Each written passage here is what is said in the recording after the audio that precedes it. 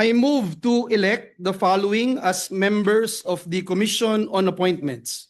On the part of the majority, Senators Alan Cayetano, De La Rosa, Ejercito Estrada, Bongo, Marcoleta, Marcos, Tulfo, Villanueva, and Villar. So moved, Mr. President. What is the pleasure of the distinguished minority floor leader? May I know how many members of the majority that the majority leader is electing into the Commission on Appointments? The majority leader will please respond. Mr. President, we are electing 10 members of the majority in the Commission on Appointments, Mr. President. May I know why the computation is the majority members of the so-called majority are getting 10 members into the Commission on Appointments? Yes, The Mr. majority President. leader may reply. Mr. President, the computation is based on an 80-20 representation from the majority and the minority. 80% of 12 members would be equal to 9.6 members, which may be rounded out to 10 members. 20% of 12 members would equal to 2.4 members, which is rounded out to 2. If you look at the composition, Mr. President, right now of the Senate, we have 19 members in the majority. Over 24 is 0.79, Mr. President. 5 members of the minority, over 24 is 0.20. And if you multiply, Mr. President, 0.79 times 12 is 9.6, 0.20 times 12 is 2.4 members, Mr. President. May I know the basis of the percentages being mentioned by the majority leader, Mr. President? Because the last word I know is that the Supreme Court has decided that if there is controversy in the composition of the Commission on Appointments, it is very clear that the Senate must follow the party lines and the party representation. So if this body elects to follow the Supreme Court decision on the articles of impeachment, why can't they follow the decision of the Supreme Court when it comes to the computation of membership in the Commission on Appointments? So therefore, there is no such thing as 9.6, 9.5, 9.5, 2.5, 2.4. It should be members of the NPC, 6. 3 of them should be in the CA. Members of the NP, Nationalista Party, is 2.5 or 5 of them. So therefore, 2.5, 2.5 should be in the Commission on Appointments. And then the rest are single members of each party, and therefore they could talk to the other members so that their 0.5 can be a total of 1%, 1 for each representation. There are easily 11. Oh no, the PDP has 3 members. PDP Laban has 3 members. Senator Bongo and Senator De La Rosa and Senator Robin Padilla. So their representation in the CA should be 1.5. Right now, I'm already hearing Senator Bongo and Senator De La Rosa as members of the CA. What about the other members? What about their political parties? I think this should not be the case to be followed, Mr. President. That the whim of the majority or the whim of the numbers shall prevail. I don't think so. We should follow the rule then, if that is the case. We have been discussing this with Senator Estrada. Senator Villanueva has tried to talk to me about it. What we're saying is that we could come up with a formula that will also jibe with the Supreme Court decision. Why all of a sudden coming up with something like this, and then coming up with so percentages that an economist could not even understand? Mr. President, if I may, Before recognizing the Honorable Zubiri, Chair would like to recognize first the Majority Floor Leader. Thank May you I very proceed? much, Mr. President. Mr. President, we put on record that we submit to the statements made by our minority leader that it should be based from the Supreme Court's decisions, Mr. President. May I quote, Mr. President, in Coseteng versus Mitra, the Supreme Court noted that the House membership was based on 80-20 representation. Almost the same, Mr. President, as what we mentioned earlier after rounding up the proportional representation of the LDP members comprising the majority during that time, Mr. President. Let me quote, Mr. President, the decision. The composition of the House membership in the Commission on Appointments was based on proportional representation of the political parties in the House.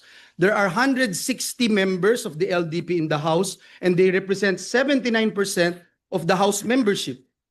80% of 12 members in the Commission on Appointments would equal 9.6 members, which may be rounded out to 10 from the LDP. Mr. President, noting, Mr. President, in the recent Congresses, membership in the CA has not been based on representation of political parties, but rather on proportional representation. And in this case, Mr. President, we computed, Mr. President, the members of the majority and the minority bloc in the Senate. Also, Mr. President, let me point out, in the same formula the Supreme Court cited in its decision, Gingona versus Gonzales, the practice of rounding off that has not been consistently followed in the 15th and the 19th Congress. Mr. President, in the same Supreme Court decision, the SC explicitly mentioned, it is also a fact accepted by all such parties that each of them is entitled to a fractional membership on the basis of the rule on proportional representation of each of the political parties or coalition, Mr. President. So, Mr. President, if the question is every senator would have a 0.5 fractional membership, the senator does not actually hold that 0.5 fractional membership, Mr. President. Ang may-ari po nito ay yung koalisyon. Ito pong sinasamahan niya na bloke. And that's why, Mr. President, if the question is whether or not a senator from the majority bloc, for instance, would give up his or her fractional membership to another party, it cannot be done, Mr. President, as the proportional allocation of seats belongs to, again, to the party, coalition, or bloc, and not the senators themselves. And the Supreme Court is very clear that a senator is not ipso facto entitled to a CA seat.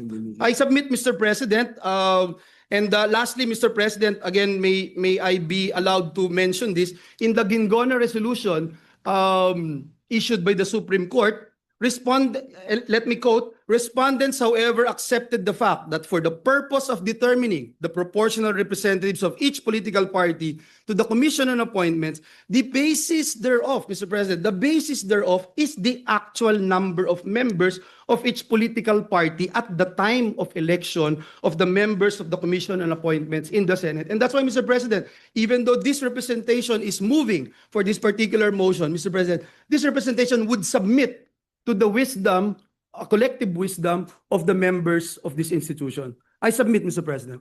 Senator Zubiri is recognized for his interjection. Thank you, Mr. President. Mr. President, with due respect to the majority leader, usually, if it's not political party that makes a decision for us on who will be heading this commission appointments, we usually look for partners. We've been doing that since 2007, Mr. President. I remember in 2016, my partner was Senator Richard Gordon.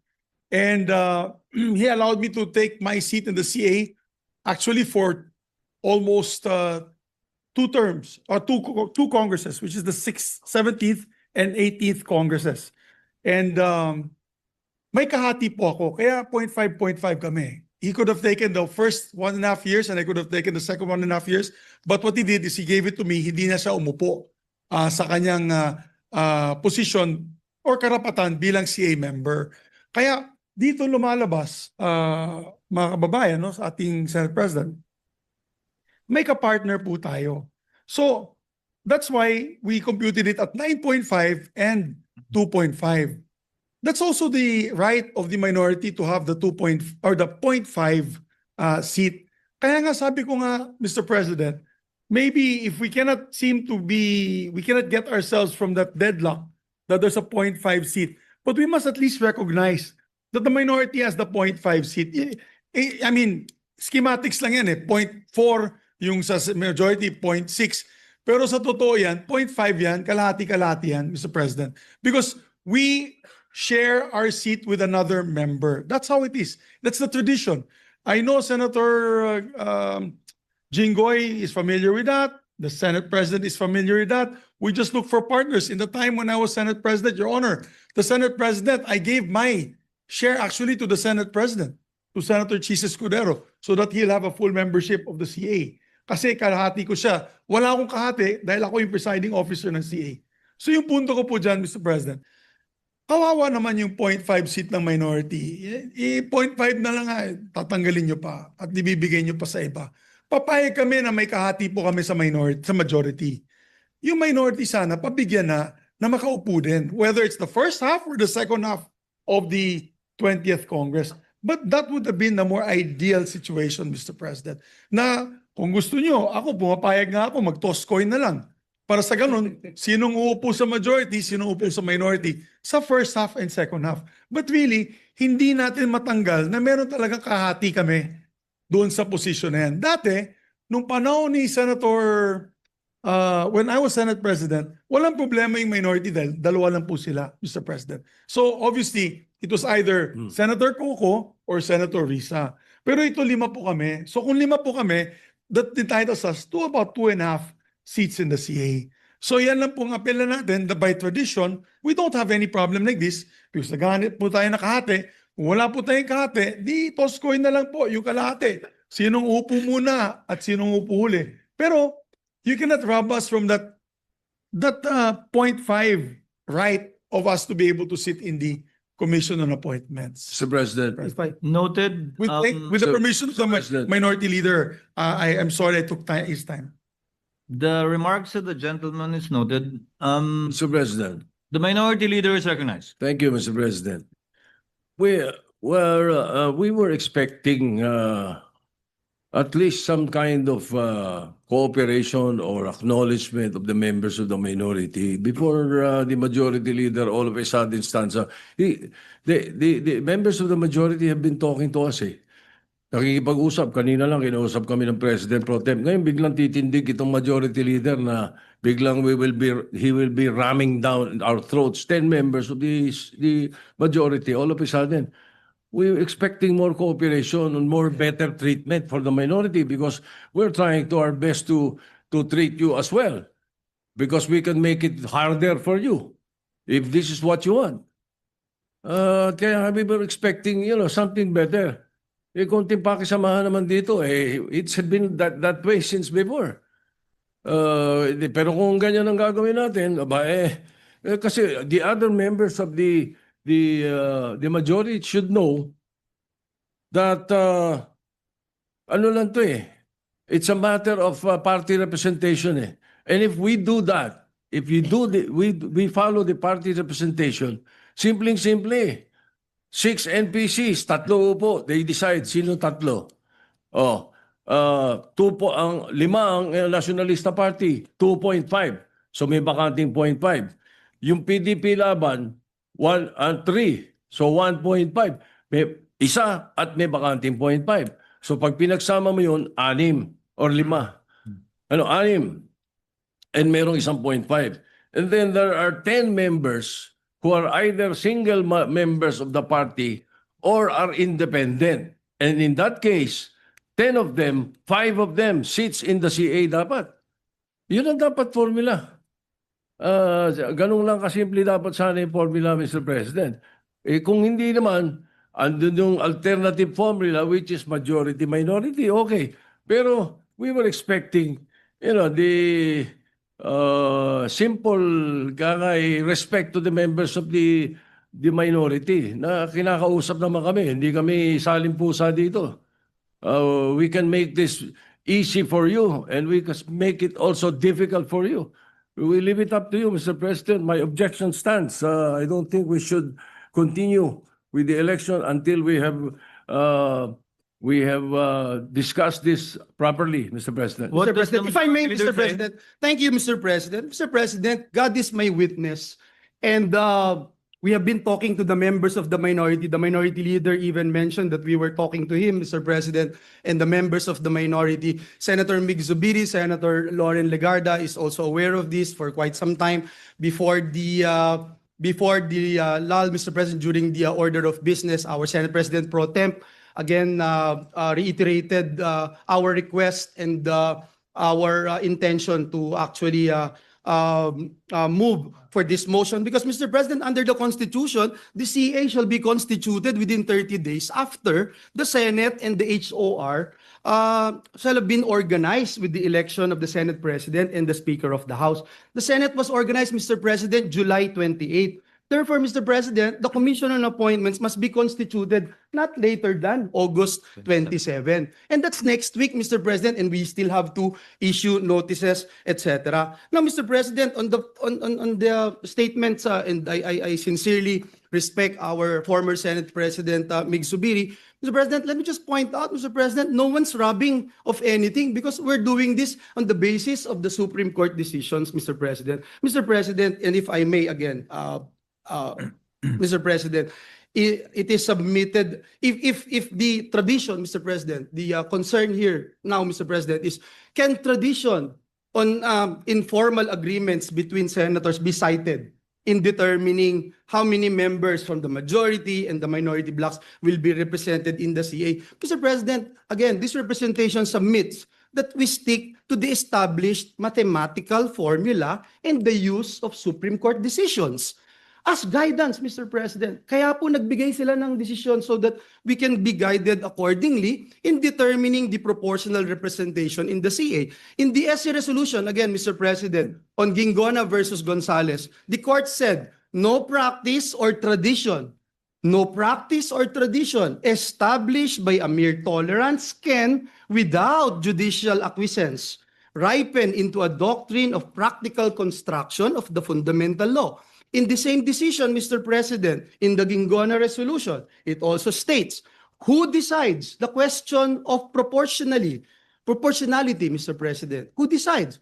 The power to choose who among them will sit as members of the Commission on Appointments belong to the Senate, Mr. President. And that's why, Mr. President, even this representation who made that motion will submit to the decision of every member of the Senate. And furthermore, Mr. President, in the Coseteng versus Mitra, the Supreme Court again pointed out the other political parties or groups, and I quote, other political parties or groups in the House, such as petitioners, kaiba, which is presumably the member also with the coalition majority. Ang sabi po ng Supreme Court, are bound by the majority's choices. Mr. President, last but not the least, as much as we wanted to entertain the idea of coin tossing, Mr. President. My sister won in the mayoralty election in Bukawi by coin toss, Mr. President. But we have no precedents on this matter, Mr. President. And again, let me submit for the record that the Supreme Court provided us guidelines with all due respect to our colleagues, especially in the minority. Thank you, Mr. The President. minority leader is Yes, recognized. thank you, Mr. President. The Gingona versus Gonzales issue should be the prevailing, not the Mitra or Coseteng versus Mitra, as mentioned earlier by the majority leader.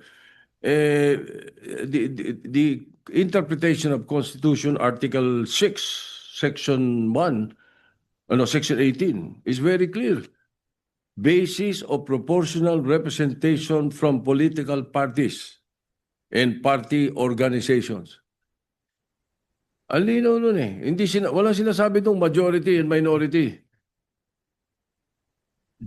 Mr. President, if I may, I believe The the majority party... leader The is party recognized. organization is the minority and the majority. And I submit again, Mr. President, hindi po ako magmamagaling-galingan or magsasabing eksperto dito.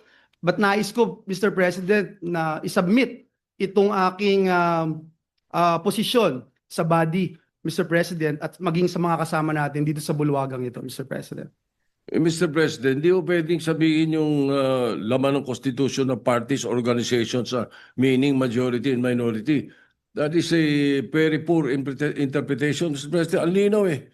The basis of proportional representation from the political parties and parties or organizations registered under the party list system represented therein.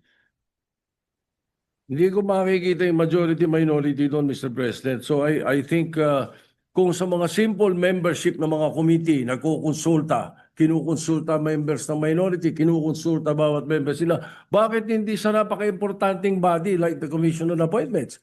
Ba't hindi makakonsulta? The President pro temp was talking to us about it just a few minutes ago. That's the point, Mr. President. Bakit ganito? But then again, that is my appeal. And if it doesn't work, then let's work. Mr. President, I submit, Mr. President, I think we have been debating on this, Mr. President. Again, that is the position of this representation, and we submit it, Mr. President. Before acting on the motion of the Majority Leader,